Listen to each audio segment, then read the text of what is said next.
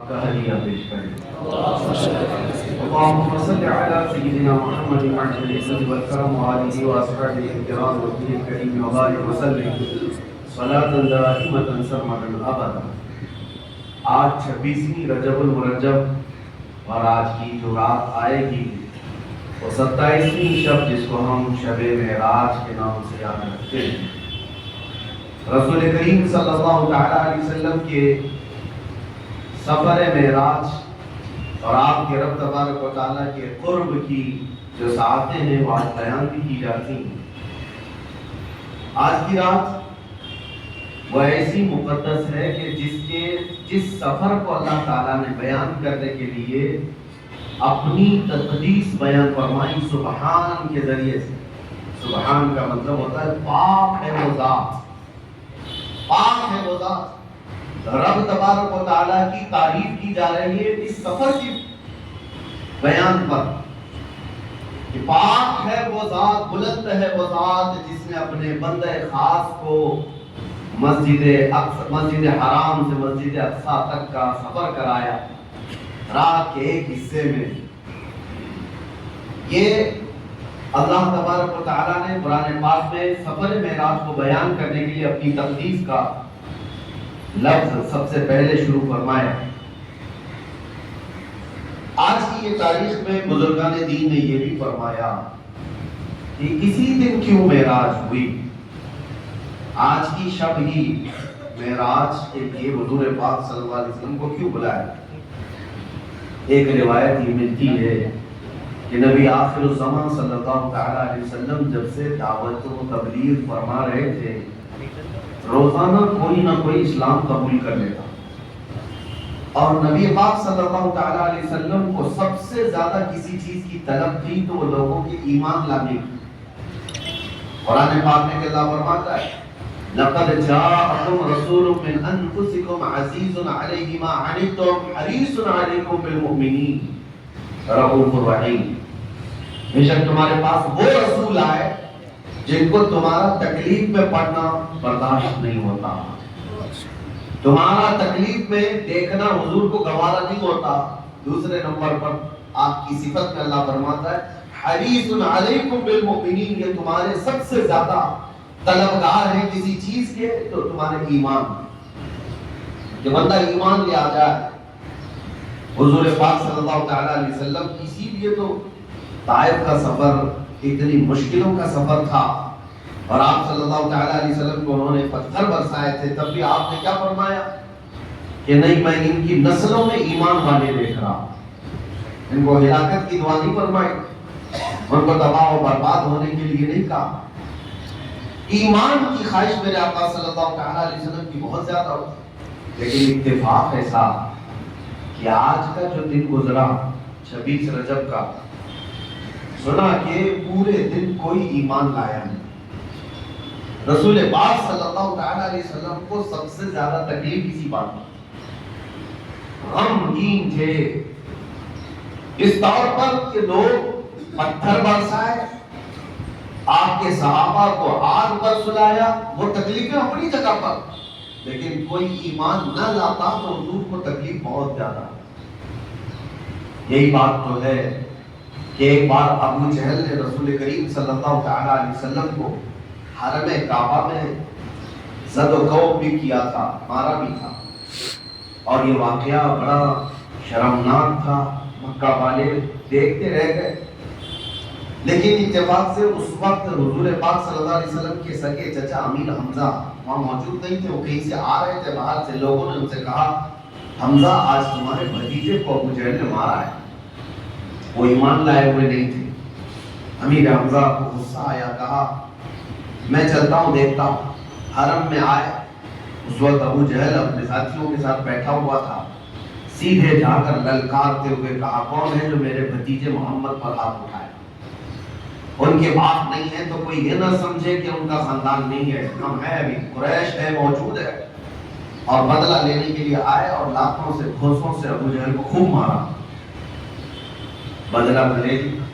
واپس آئے رسول پاک صلی اللہ علیہ وسلم کو ڈھونڈتے ہوئے، کہاں ہے محمد؟ حضور پاک صلی اللہ علیہ وسلم ایک جگہ بیٹھے ہوئے تھے، امیر حمزہ آئے اور کہا بھتیجے آپ غمگین نہ ہو، جس نے آپ پر ہاتھ اٹھایا تھا میں اس کو برابر کر کے آیا ہوں، بدلہ لے کر کے آیا ہوں۔ نبی پاک صلی اللہ علیہ وسلم نے چہرہ نہیں اٹھایا، کوئی بھی چیز جواب آپ نے نہیں دیا۔ امیر حمزہ نے کہا مسکرا تو دو، غم چھوڑ دو۔ تب میرے آقا صلی اللہ علیہ وسلم نے فرمایا میرے چچا حمزہ اگر آپ میری خوشی دیکھنا چاہتے ہیں تو بدلہ لینے سے نہیں، ایک بار آپ کلمہ پڑھ لو میں خوش ہو جاؤں، ایمان لے آؤ۔ یہی وہ واقعہ تھا جس کے بعد امیر حمزہ ایمان لیا۔ انہوں نے دیکھا کہ یہ سچے رسول ہیں، اپنے نفس کے بدلے کے لیے یہ خوش نہیں ہے، انہیں چاہیے کہ صرف اور صرف لوگ ایمان لے آئے اور جہنم میں جانے سے بچ جائے۔ تو آج کا دن جو تھا کوئی ایمان نہیں لایا اور غمگین تھے میرے آقا صلی اللہ علیہ وسلم۔ شام ہو گئی تو آپ غم کی حالت میں مکہ مکرمہ میں اپنی چچیری بہن ام ہانی کے گھر گئے اور وہاں پر آپ آرام فرمانے لگے۔ یہی وہ وقت ہے کہ جب آپ صلی اللہ تعالیٰ علیہ وسلم نے یہ بھی فرما دیا تھا کہ آج کسی سے ملنے مت دینا، مجھے آرام کرنے دو۔ گھر بند تھا، کوئی آئے تو اسے اجازت نہیں تھی، لیکن اللہ رب العزت نے جبرائیل امین کو حکم دیا۔ دنیا میں لوگ ڈپریشن میں آتے ہیں، ٹینشن میں آتے ہیں تو گھومنے پھرنے کے لیے چلے جاتے ہیں، کوئی باغیچے میں گیا، کوئی ہل اسٹیشن پہ گیا، انٹرٹینمنٹ کرتے ہیں لوگ تفریح کے لیے، اپنے غم کو ہلکا کرنے کے لیے، لیکن وہ محبوب خدا ہے، وہ رسول پروردگار ہے، رسول کائنات ہے۔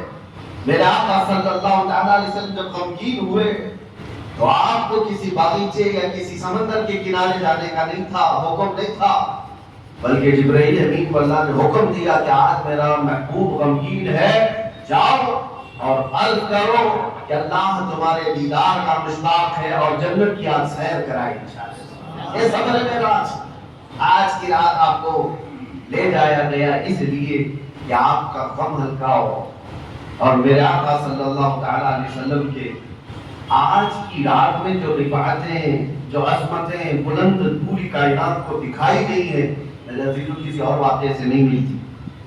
صرف ایک معراج کا واقعہ رسول کریم صلی اللہ تعالیٰ علیہ وسلم کی ساری رفعتیں دکھا دی گئی، وہ کتنی بلندی ہے سب دکھا دی گئی۔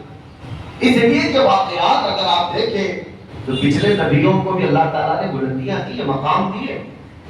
حضرت عیسیٰ علیہ السلام کو بھی تو آسمانوں میں اٹھایا گیا، قرآن میں اللہ تعالیٰ نے فرمایا بل رفعہ اللہ الیہ، اللہ تعالیٰ نے ان کو آسمانوں پر اٹھایا، اور فرمایا گیا کہ چوتھے آسمان پر حضرت عیسیٰ علیہ السلام آدمی ہیں۔ ادریس علیہ السلام کو ان کی خواہش کے مطابق اللہ تبارک و تعالیٰ نے آسمانوں پر اٹھایا اور جنت بھی دکھایا۔ یہ تو پچھلے نبیوں کی بات تھی، لیکن آج کی رات رب تبارک و تعالیٰ نے حضور پاک صلی اللہ تعالیٰ علیہ وسلم کو عیسیٰ علیہ السلام کی رفعتوں سے بھی بلند کیا، ادریس علیہ السلام کی رفعتوں سے بھی بلند کیا، اور کہاں تک لے گیا؟ جہاں پر جبرائیل امین بھی رک گئے، اس کے آگے جبرائیل کا بھی مقام نہیں تھا۔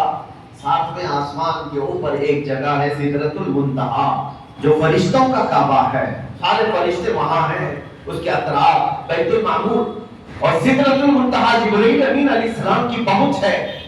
تو وہاں پر پہنچ کر جبرائیل امین نے یہ کہا کہ یا رسول اللہ صلی اللہ تعالیٰ علیہ وسلم، جس کو شیخ سعدی رحمۃ اللہ تعالیٰ علیہ اپنی فارسی حکایات کی کتاب الصدا میں یوں کہتے ہیں کہ یکسر موئے برتر برم بسوزت تجلہ بسوزت برم، یعنی آپ کہتے ہیں کہ ایک بال کے برابر بھی اگر میں آگے بڑھ جاؤں تو رب کی تجلی سے میرے پورے پر جل جاتا ہے، میرا اس کے آگے کا مقام نہیں ہے۔ فروغ تجلی بسوزت برم، جبرائیل امین جہاں جا کر رک گئے، اس کے بعد اللہ تعالیٰ نے میرے آقا صلی اللہ تعالیٰ علیہ وسلم کو رفعتوں کا سفر کرایا، اور کہاں تک گئے ابھی کسی کو نہیں معلوم، اس لیے کہ اعلیٰ حضرت فرماتے ہیں وہاں پہنچے حضور جہاں کہاں کا لفظ ہی نہیں آتا، یعنی وہ مقام کیا ہے جس کو لامکان کہا گیا؟ جہت کیا ہے؟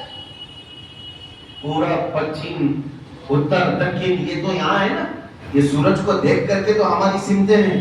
سورج یہاں ہے، اس طرف پورب ہے، اس طرف پچھم ہے، اس طرف اتر ہے، اس طرف دکن ہے. یہ سمتیں ہیں، ڈائریکشن ہے.